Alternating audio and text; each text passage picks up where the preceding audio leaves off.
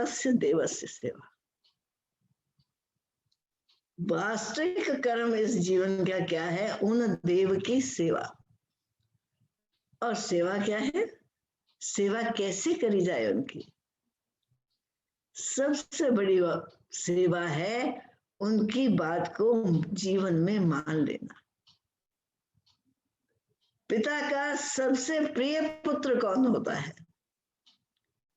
जो आज्ञाकारी है, जो उसकी आज्ञा में रहता है, जो उसके कथन को भूमि पर नहीं गिरने देता, अपने पिता की बात को वो व्यर्थ नहीं जाने देता। वो उसका आज्ञाकारी पुत्र है, वो उसका प्रिय पुत्र है। कर्म अपि एकम तस्य देवस्य सेवा। एक ही कर्म जीवन में कर्तव्य है, एक ही कर्म जीवन में करना आवश्यक है। तस्य देवस्य सेवा, उस देव की सेवा, उस देव की कही हुई बात को जीवन में मान लेना, जीवन में उसका अनुसरण करना, इसमें ही जीवन की सफलता है और यही भगवान की सेवा है।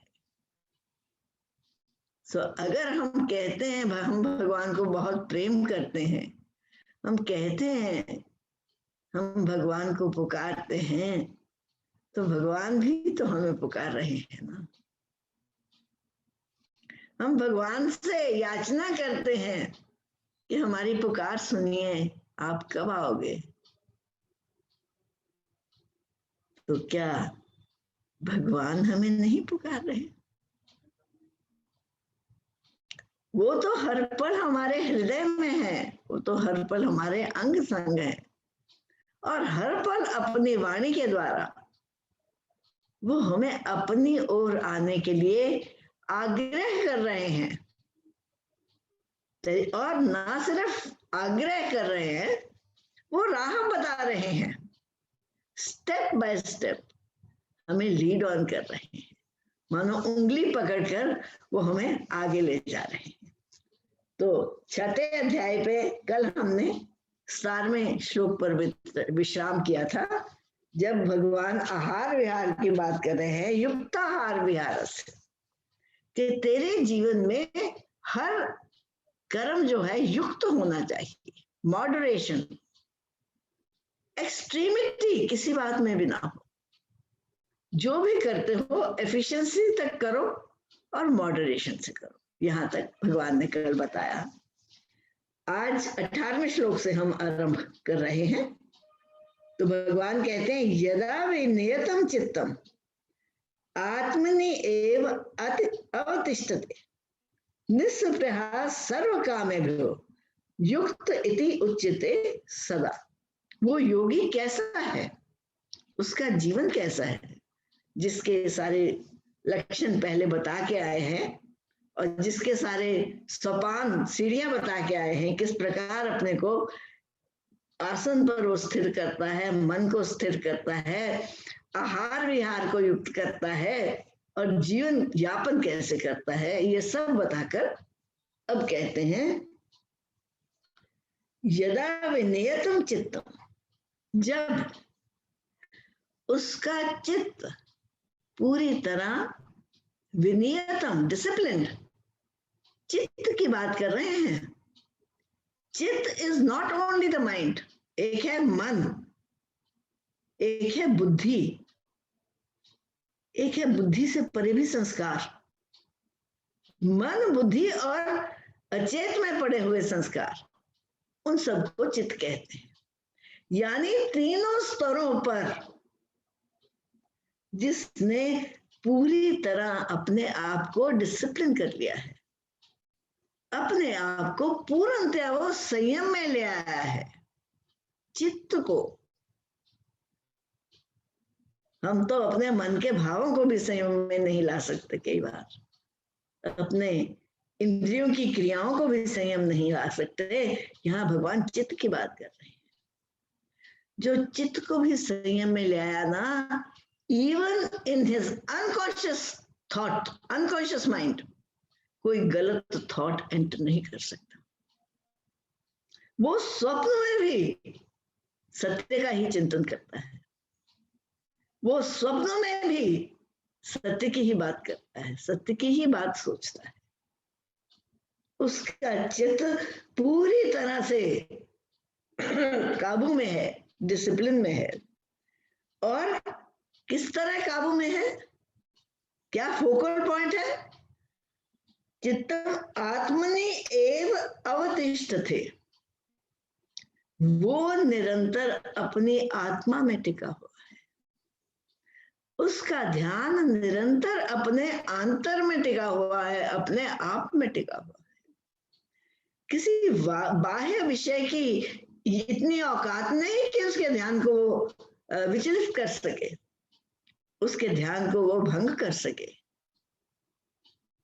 वो एक टक अपने आप में टिका हुआ है।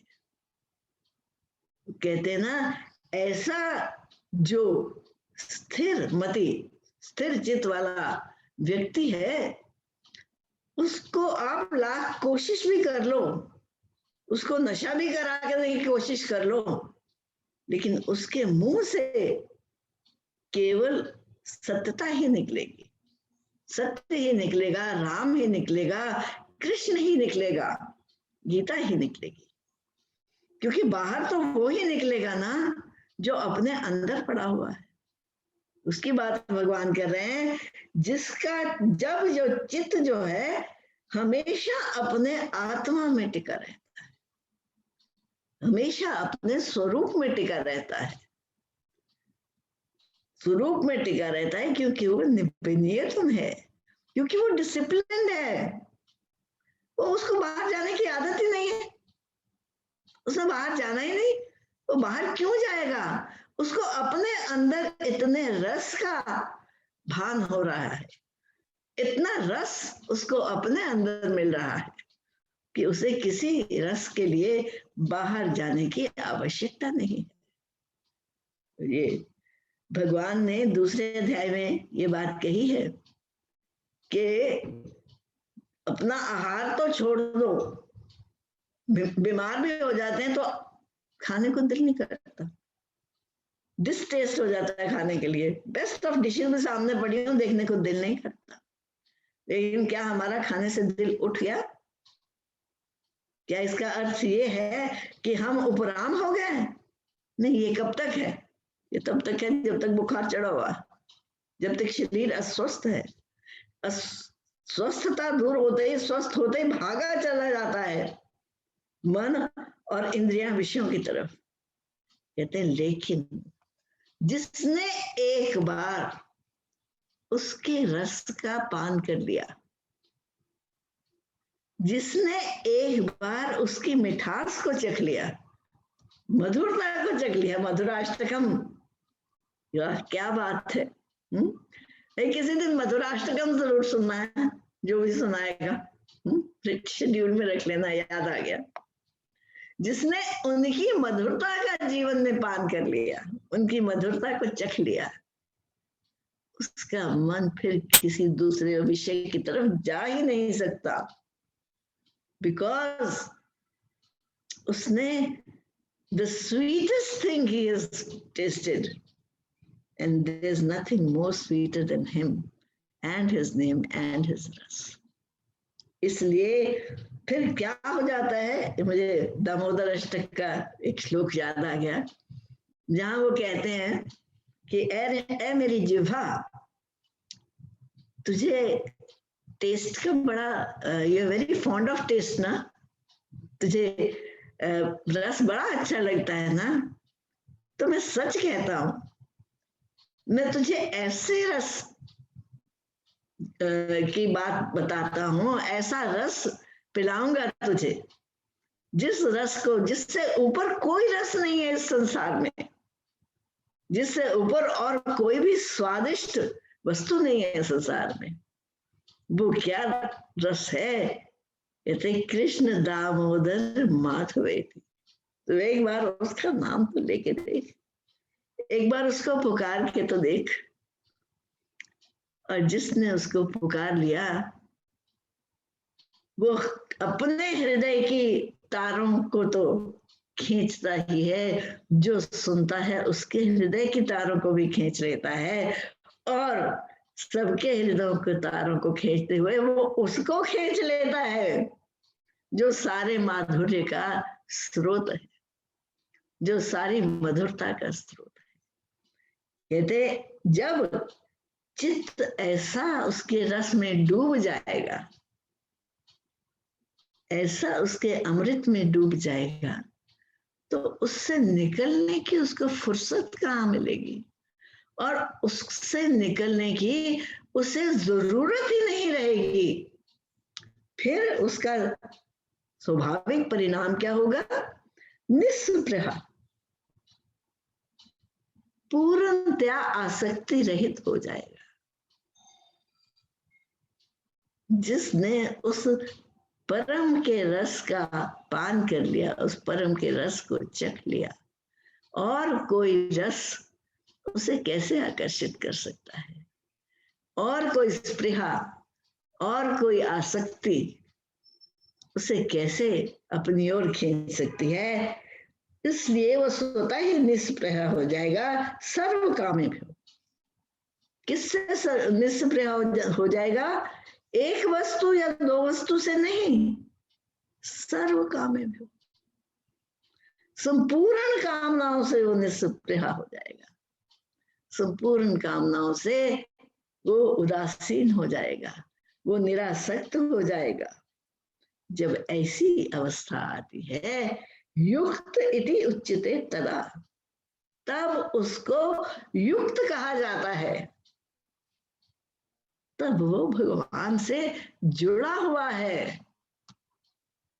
इससे पहले सब अभ्यास हैं उसकी तरफ जाने के, सब अभ्यास हैं अपने आप को उससे जोड़ने के, लेकिन इस अभ्यास की पराकाष्ठा कब होती है? जब चित्त आत्मनियेव अवतिष्ठते, जब निरंतर चित्त उस रस के स्रोत में डूबा रहता है, तो उस रस के स्रोत में डूबे हुए चित्त को फिर दूसरी ओर देखने की फुर्सत ही कहाँ है। निस्पृहा होना ये हमारी भाषा है, हम कहते हैं निस्पृहा, वो कहता है और कोई वस्तु ही कहाँ है जिससे मैं आसक्ति करूं, उसके अतिरिक्त कुछ और हो तो दूसरी ओर देखूं। वो लैला मजनू की कहानी आती है ना, उनके प्रेम के रस की कहानी आती है। किसी ने मजनू से कहा कि मजनू मजनू चल, तुझे खुदा बुलाता है।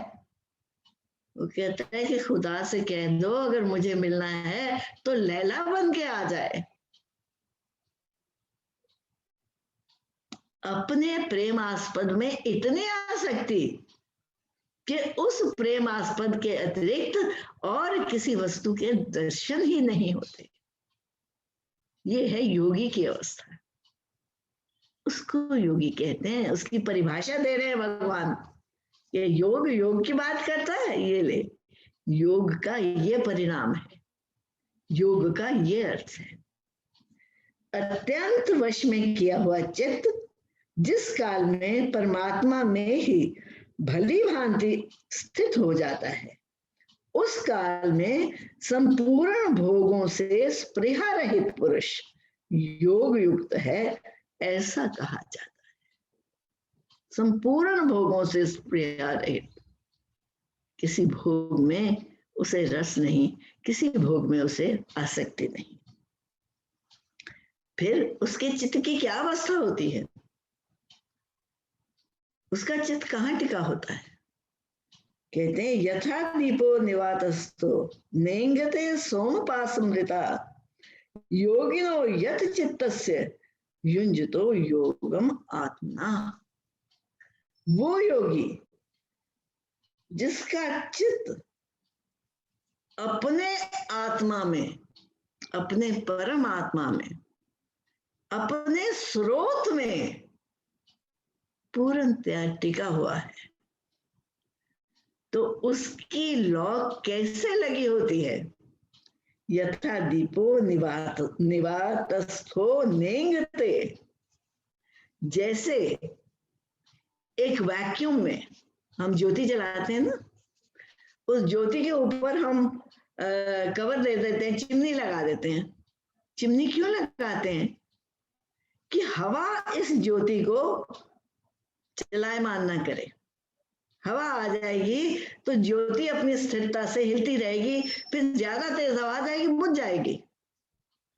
उस हवा से, उस वायु के प्रभाव से प्रोटेक्ट करने के लिए हम चिमनी लगाते हैं उस ज्योति के ऊपर। और उस चिमनी के अंदर जो ज्योति जल रही है, जिस चिमनी में वायु का प्रवेश नहीं है, वायु नहीं जाती, तो ज्योति एकदम सीधी ऐसे चलती है, यथा नयंगते, जो तनिक भी विचलित नहीं है, जो एकदम सीधी ऊपर की ओर जलती चली जा रही है। आप अपने जीवन में बहुत बार हम सब ने ये बात देखी है, हम कैंडल को जलाकर उल्टी भी कर दें ना, कैंडल की ज्योत कभी नीचे नहीं जाती, हमेशा ऊपर की तरफ जाती है। क्यों? उसका सोर्स ऊपर है। उस अग्नि का सोर्स सूर्य से है, उसका नाता सूर्य से है, वो अपने स्रोत की तरफ हमेशा टिकी हुई है, उसका ध्यान निरंतर उधर लगा हुआ है। कहते उस योगी के चित्त की क्या अवस्था है? जैसे वायु रहित स्थान में एक दीपक निश्चल होकर जलता है, बिना किसी हिलडुल के, बिना किसी डिस्टरबेंस के, बिना किसी डिस्ट्रैक्शन के जलता है, उसी तरह उस योगी का चित्त अपने आत्मा में टिका हुआ है। और इसको एक भाषा और भी इस्तेमाल करते हैं शास्त्रों में, तैलवत, तैल धारावत। तेल को ही धारा बनाए ना हम, ऊपर से तेल को गिराना शुरू करें ना, तो तेल ना इधर जाता है ना उधर आता है, उसकी धारा बिल्कुल सीधी, अनडिस्टर्ब्ड, अनपर्टर्ब्ड, एक टक नीचे चली जा रही है। इसी प्रकार योगी का चित्त एक टक उस आत्म तत्व में टिका हुआ है, उसमें कोई विक्षेप नहीं है, उसमें कोई डिस्टर्बेंस नहीं है, उसमें कोई डिस्ट्रैक्शन नहीं है। जिस प्रकार वायु रहित स्थान में स्थित दीपक चलायमान नहीं होता,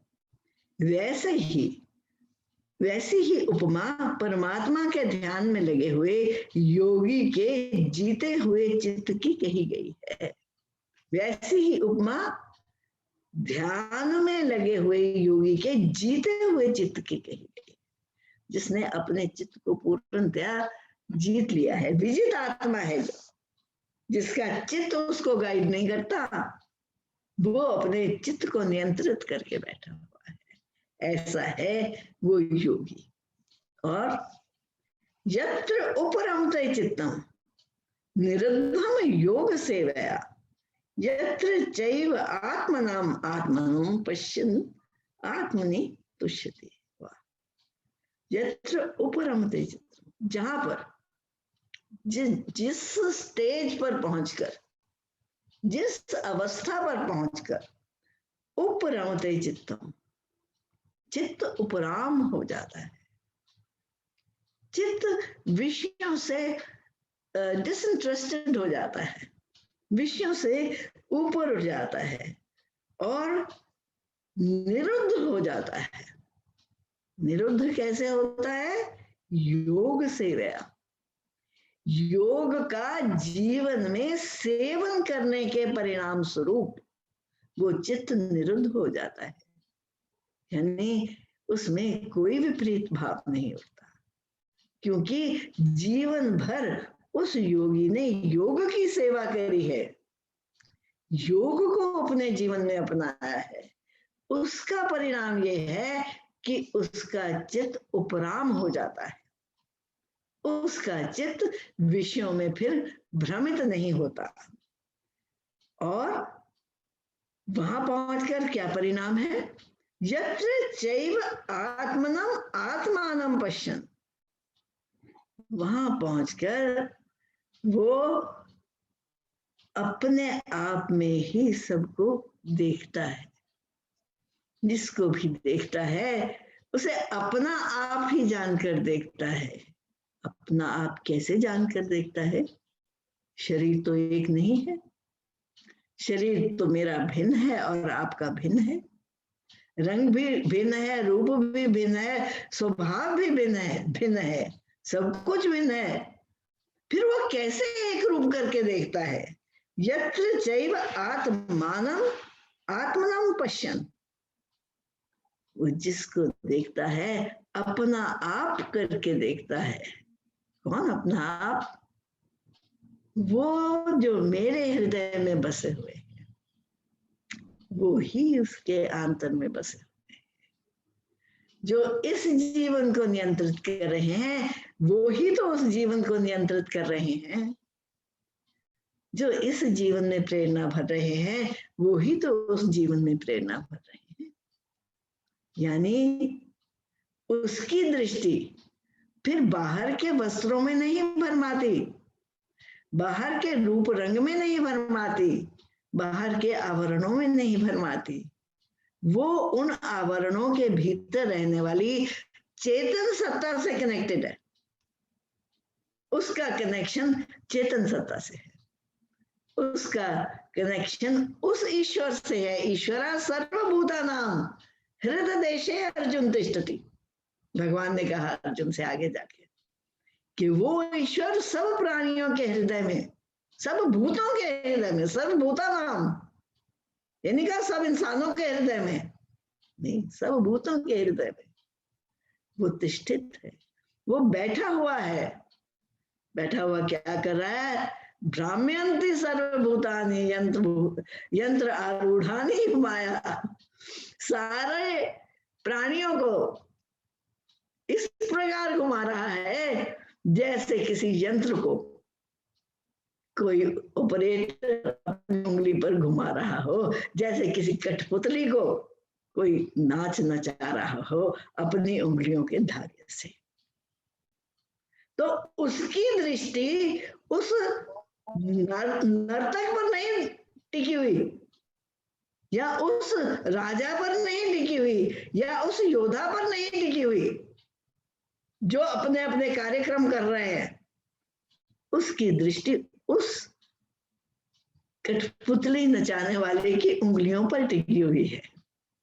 वो जानता है कि मुझे भी वही नाच नचा रहा है, तुझे भी वही नाच नचा रहा है। इसलिए वहां पहुंचकर वो आत्मना आत्मनम पश्यन्, अपने आप में सबको अपना आप ही देखता हुआ आत्मनि तुष्यति, अपने आप में ही तृप्त रहता है।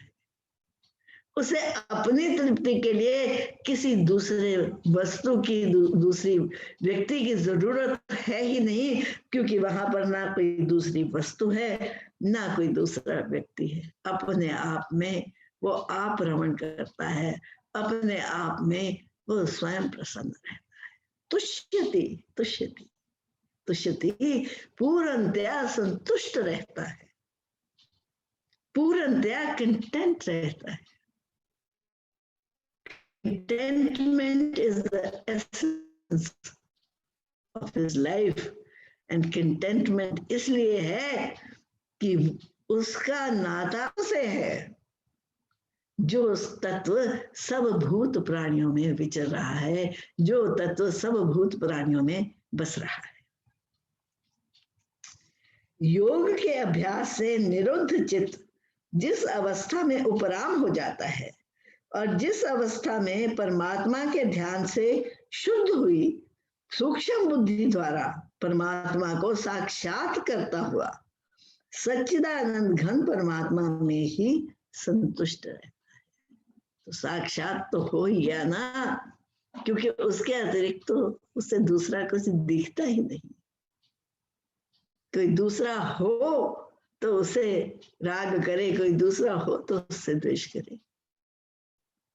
वो तो एक समय एक बड़ा सुंदर भजन था, आप में से जिसको याद हो तो कभी गाना, जो राधा के गुण गाए सो श्याम के मन को भाए।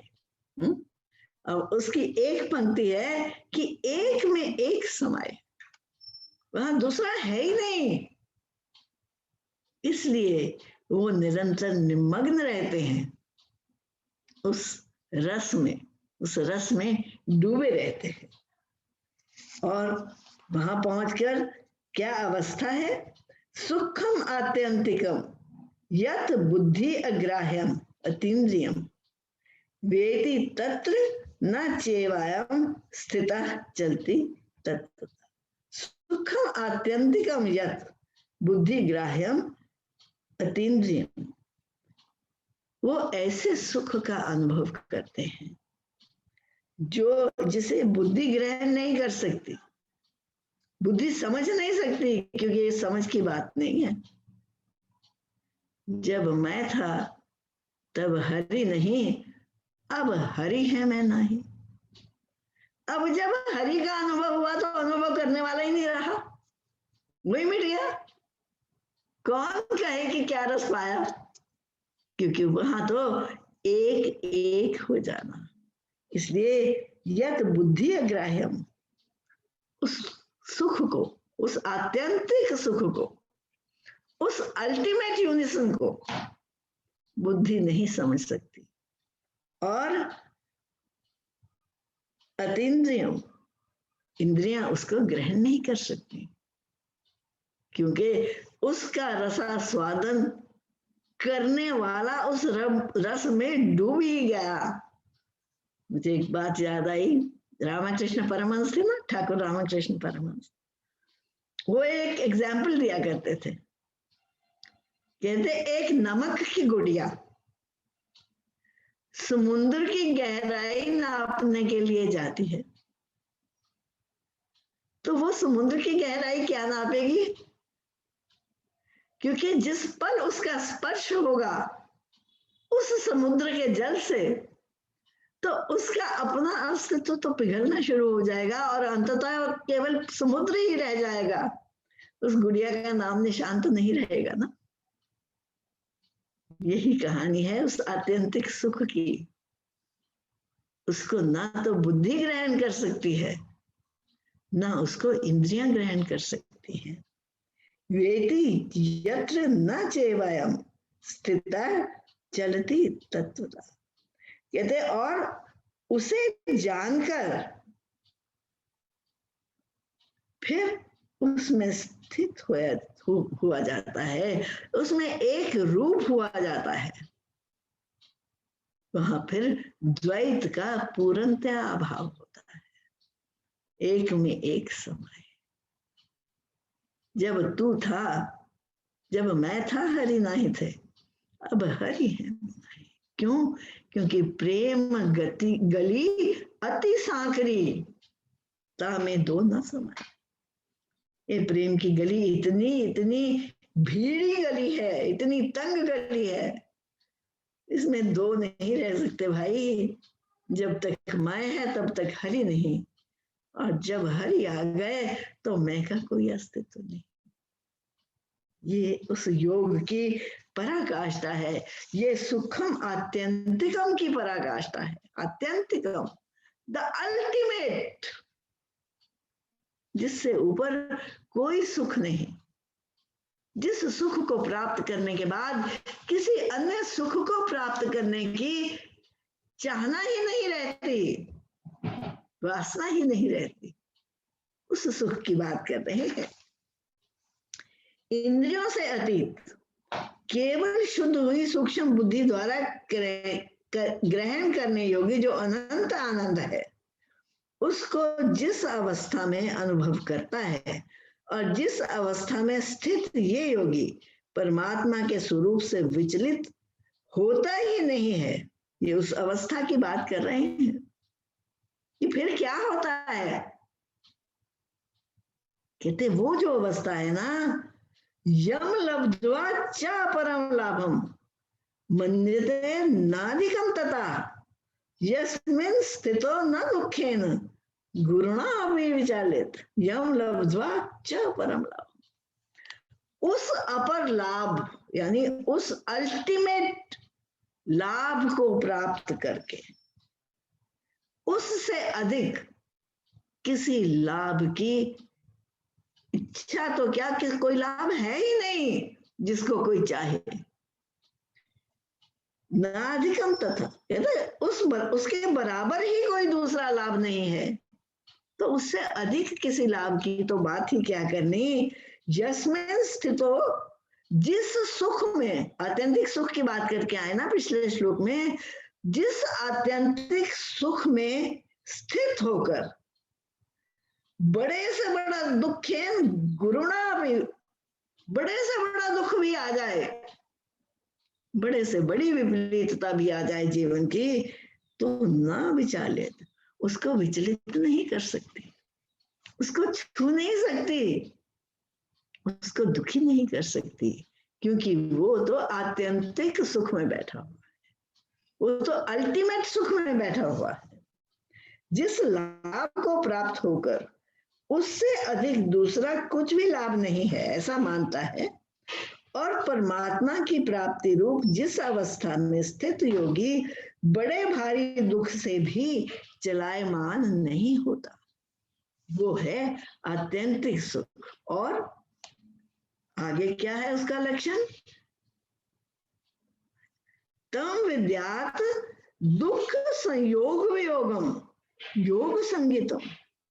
तम विद्यात, उसको जानकर, उस आत्यंतिक सुख को जानकर फिर क्या होता है, दुख संयोग वियोगम, ये दुख का जो संयोग है ना, ये जो हमारा मोह है, ये जो हमारा राग है, ये जो हमारा संसार है, जो हमने अपने मन में बना रखा है, ये मेरा अपना है, ये मेरा पराया है, ये मेरा मित्र है, ये मेरा शत्रु है, ये मुझे अच्छा लगता है, ये मुझे बुरा लगता है, ये जो द्वंद्वों का संसार अपने अंदर हमने क्रिएट कर रखा है ना, ये द्वंद्वों का संसार क्या है, दुख संयोग। यो केवल दुखों का ही संयोग है, कॉम्बिनेशन है। दुख बदल बदल के दुख रूप धर के हमारे सामने आ रहे हैं, और एक दुख नहीं, दुखों का संयोग। कहते हैं ना कि मल्टीपल अटैक जो दुख कर रहे हैं हमारे जीवन में, हमारे अंतर, उस दुखों के संयोग से वियोग, क्या बात करी उन्होंने, जितने भी दुख हमें खींच रहे हैं, चीर रहे हैं, फाड़ रहे हैं, दुखी कर रहे हैं, उन सब के संयोग से वियोग, उन सब से वो उपराम हो जाता है, उन सब दुखों से उसका वियोग हो जाता है, उन सब दुखों से वो दूर हो जाता है। तम विद्यात दुख संयोग वियोगम, उस आत्यंतिक सुख को जानकर, यानी जानने का मतलब यहाँ पे क्या है, क्योंकि इंटेलेक्ट से जान नहीं सकती, इंद्रियों से ग्रहण कर नहीं सकती, वो केवल अनुभव गम्य है। जब उस आत्यंतिक सुख का अनुभव हो जाता है ना, तो बड़े से बड़े दुखों से भी वियोग हो जाता है, सारे दुख वहां पर परिसमाप्यते, समाप्त हो जाते हैं, भस्मीभूत हो जाते हैं। वियोगम योग संगीतम,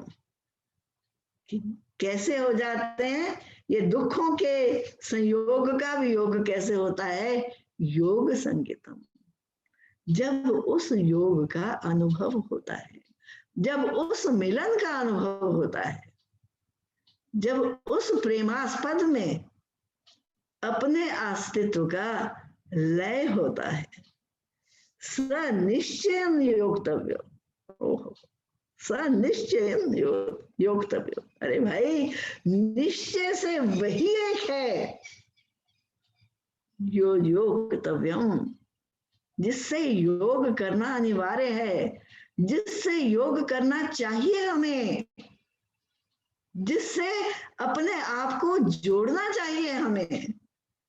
निश्चयन, भगवान कह रहे हैं निश्चयन, definitely that is the only object to be achieved. That is the only object to be aspired for. इसलिए अपना ध्यान वहां पर टिका। निश्चय योगतव्य योगो अनिर्विण्ण चेतसा। फिर कैसे टिका? अनिर्विण्ण चेतसा, with undistracted mind, with undisturbed mind, without any doubt.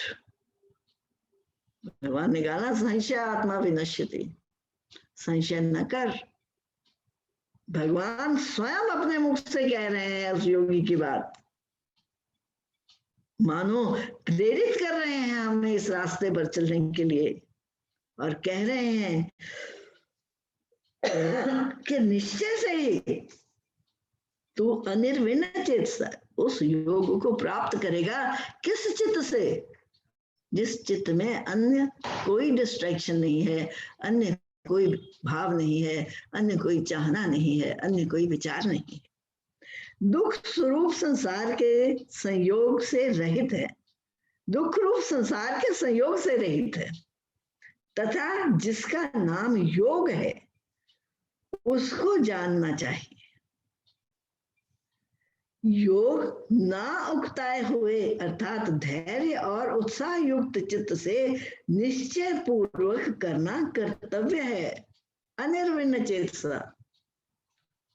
हम दुनिया में रोज कहते हैं वे आर बोर्ड, अब क्या करें, हम तो बोर हो गए, हम तो उकता गए। वो कहते हैं अनिर्विण्ण चेतसा, निरंतर इस परसूट में लगा रहे बिना उकताए, एंथुसियाज्म से, उत्साह से पिया मिलन को जाना। एक गीत था ना, बहुत हम सब ने तो सुना हुआ है जरूर, जितने भी इस वक्त गीता सुन रहे हैं, पिया मिलन को जाना। सो पिया मिलन को जाने का जो उत्साह है ना, उस उत्साह में कमी नहीं आनी चाहिए। अगर हृदय के में प्रेम की कमी नहीं होगी तो उस उत्साह में भी कमी नहीं होगी, और उत्साह को प्रतिदिन तीव्र करते हुए वो अपने पथ पर बढ़ता चला जाएगा। तो ये लक्षण भगवान ने कहे हैं योगी के। दुख रूप संसार के संयोग से रहित है, तथा जिसका नाम योग है उसको जानना चाहिए। वह योग ना उकताए हुए अर्थात धैर्य और उत्साह युक्त चित्त से निश्चय पूर्वक करना कर्तव्य है। That is the only duty that we have to be performed. केवल इस कर्तव्य को निभाने के लिए हमें ये मनुष्य शरीर मिला है, और इस कर्तव्य का निभाव केवल मनुष्य शरीर में ही हो सकता है। देवता भी तरसते हैं इस मनुष्य शरीर में आने के लिए, क्योंकि इस मनुष्य शरीर में ही हमें ये सौभाग्य प्राप्त है कि हम अपने घर वापस चल सकें, हम अपनी डिस्कवरी के रास्ते पर चल सकें, और हमारा योग हमारे स्रोत से संभव हो सके। इसलिए भगवान क्या कहते हैं, केवल निश्चय पूर्वक यही एकमात्र तरह कर्तव्य है। ऑल एल्स इज ऑटोमेटिक, वो तो हो ही जाएगा। क्या कहा अर्जुन को भगवान ने? अर्जुन बड़े बहाने बना रहा है कि मेरे गुरु सामने है, मेरे दादा सामने है, मेरे भाई बंधु सामने है, मैं कैसे बांध चलाऊंगा? भगवान कहते हैं ये जो सामने खड़े हैं ना, इनको तो मैं पहले ही मार चुका हूं। तूने क्या करना है यहाँ पे? निमित्त मात्र भव सब साजन, तू तो केवल मात्र निमित्त है। You are just an instrument. Operator तो कोई और है मशीन का। मशीन उछलने लगे, मैं नहीं ये करूंगी, मैं नहीं वो करूंगी, कैसे नहीं करेगी? स्विच ऑन होएगा तो करना पड़ेगा, ऑटोमेटिकली चलेगी। फिर अगर ये सब इतना ऑटोमेटिक है तो मैं क्या करूं, मेरी क्या आस्ती, मैं क्या करूं? कहते योग कर, निश्चय से कि तेरा एक ही कर्तव्य है कि अपने आंतर को वहां पर जोड़ जिस स्रोत से तो आया है, एंड उसकी अवेयरनेस में जी। ये निश्चय पूर्वक तेरा एकमात्र कर्तव्य है इस जीवन में। मेरी ये ड्यूटी, मेरी वो ड्यूटी, मैंने बच्चे पालने, मैंने फैमिली लुक आफ्टर करनी, सब कुछ करना है, ठीक है, जितने दिन करना है, पर कोई सीमा तो चाहिए ना। कब तक? कोई दिन आएगा जिस दिन याद आएगा हमें कि हमें अपने घर वापस जाना है भाई। वो एक बड़ा बहुत सुंदर गीत है, लागा चुनरी में दाग छिपाऊं कैसे। तो भगवान ने मुझे इस संसार में एक कर्तव्य करने के लिए मनुष्य शरीर देकर भेजा था कि इस मनुष्य शरीर को पाकर मैं अपने घर वापस आ जाऊं। लेकिन मैं तो यहाँ आकर भरमा गया और मैंने अपने लिए नए नए कर्तव्यों का निर्माण कर लिया, नए नए ड्यूटीज अपनी परफॉर्म करनी शुरू कर दी, और मैं समझने लगा ये मेरी ड्यूटी है जो पूर्व निर्धारित थी, जिसमें मैं केवल एक निमित्त मात्र था। अपने आप को निमित्त मात्र समझने की जगह मैंने अपने आप को यहाँ पर करता अपना समझ लिया, कर्तापन आ गया, और जो मेरा वास्तविक कर्तव्य था मैं उसको भूल गया। भगवान याद करा रहे हैं, निश्चय ही तेरा वो कर्तव्य, एकमात्र कर्तव्य ये है कि अपने स्रोत से जुड़, अपने आधार को जान।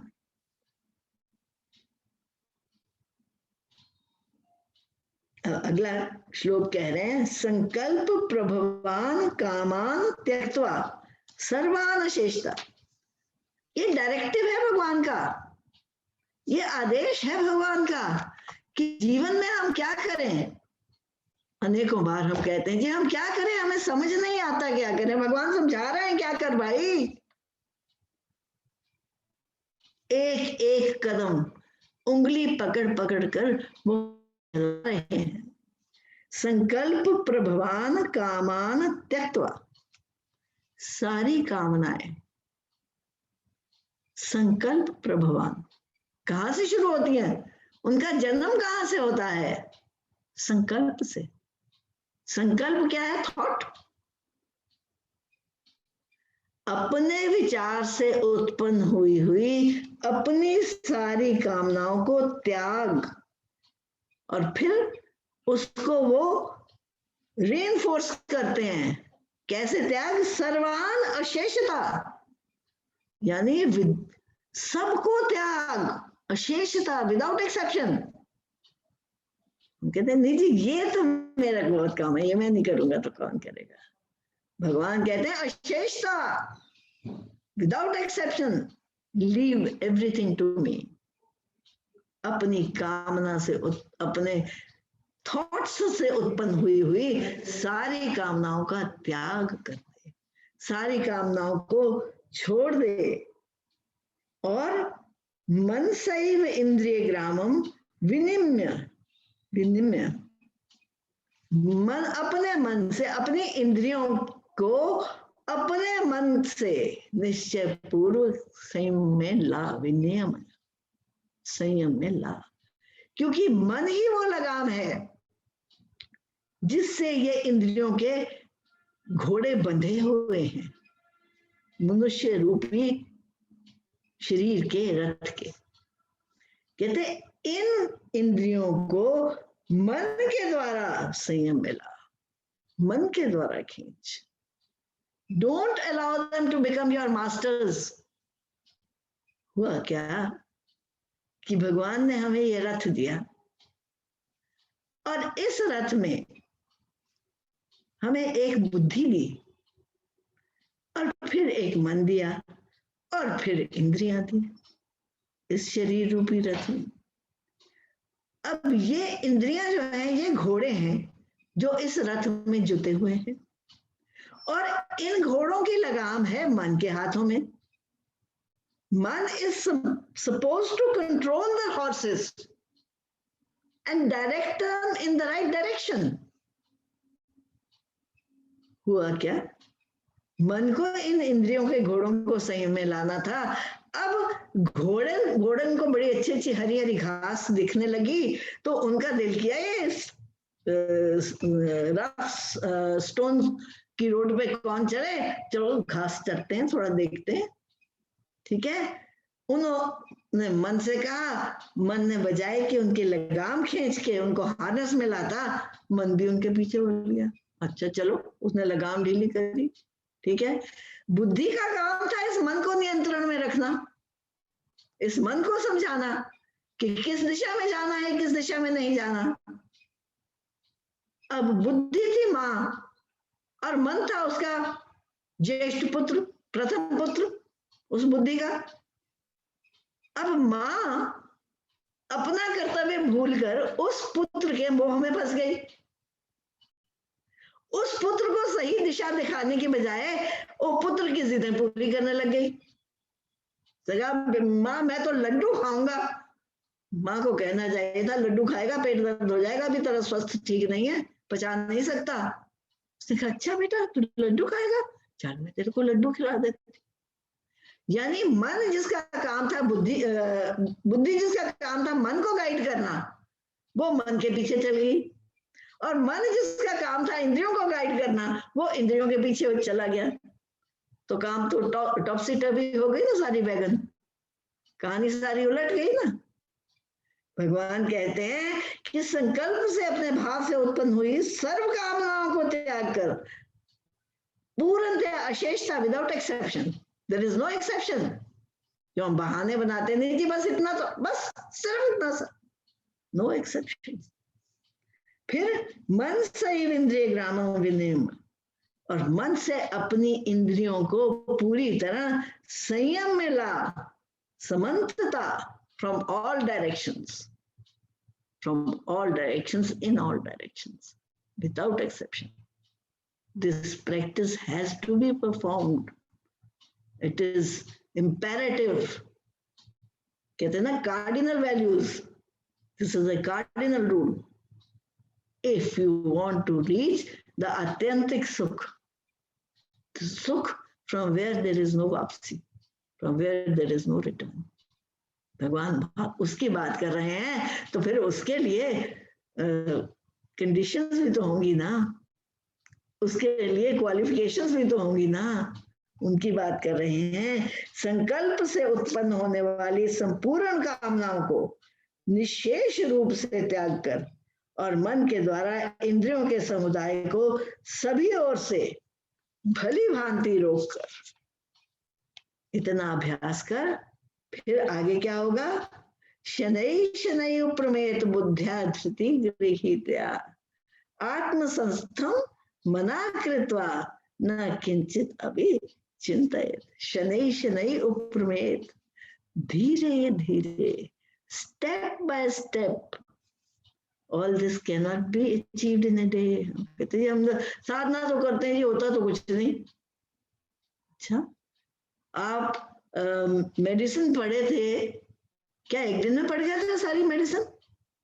या आपने कोई और सब्जेक्ट में डॉक्टरेट करी थी क्या? एक दिन में कर ली थी सारी डॉक्टरेट?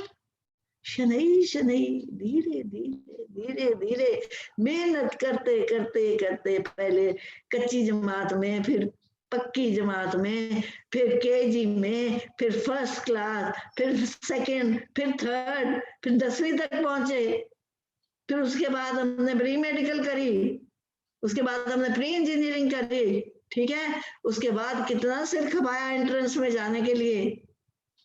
फिर कहीं भाग्य से वहां सफल हो गए तो फिर उस टेक्निकल कॉलेज में, प्रोफेशनल कॉलेज में कितने साल गए। ये तो संसार की छोटी सी अचीवमेंट्स की बात है, और यहाँ जन्म जन्म की अचीवमेंट की बात कर रहे हैं। इसलिए अनिर्विण्ण चेतसा पिछले श्लोक में क्या क्या है? बिना उकताई चित्त वाला।